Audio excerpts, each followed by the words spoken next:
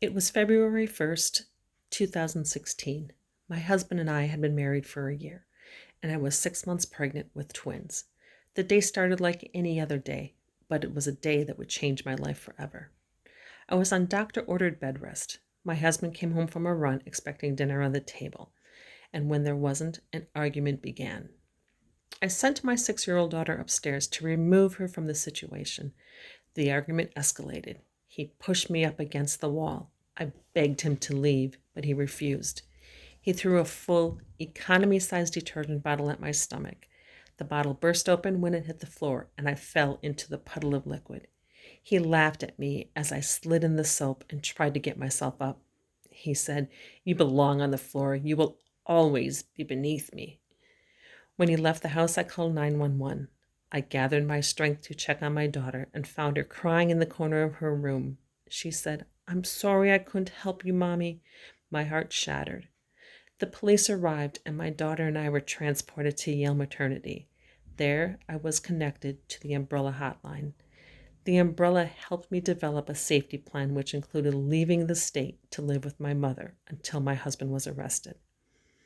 A few days after I was released from the hospital, I went into premature labor and delivered my twins at only 23 weeks. They lived a few days before passing. My heart was shattered again. My husband was arrested a few weeks later and arraigned in criminal court.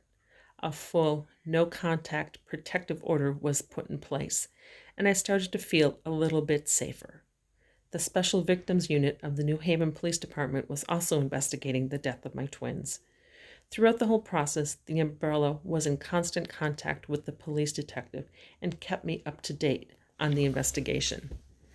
The Umbrella also provided counseling services, and my daughter received trauma therapy. They put me in touch with New Haven Legal Aid for housing and divorce assistance. Unfortunately, the Special Victim Unit's investigation was unable to find a connection between the assault and my premature labor. My husband was only charged with breach of peace, assault in the third degree, and risk of injury to a minor, which could result in the dismissal of his charges. The state knew that the assault caused the death of the twins, but they couldn't prove it under the law. My umbrella advocate set up multiple meetings with me and the state prosecutors to make sure my voice was heard, and so I could remain involved every step of the way. My husband and I were soon divorced, and again, I felt a little bit safer. And a trial date was set for November 2019. My advocate helped me work with the prosecutor to prepare to testify. I wanted to do it. I needed the closure. I needed to shut the door on this nightmare.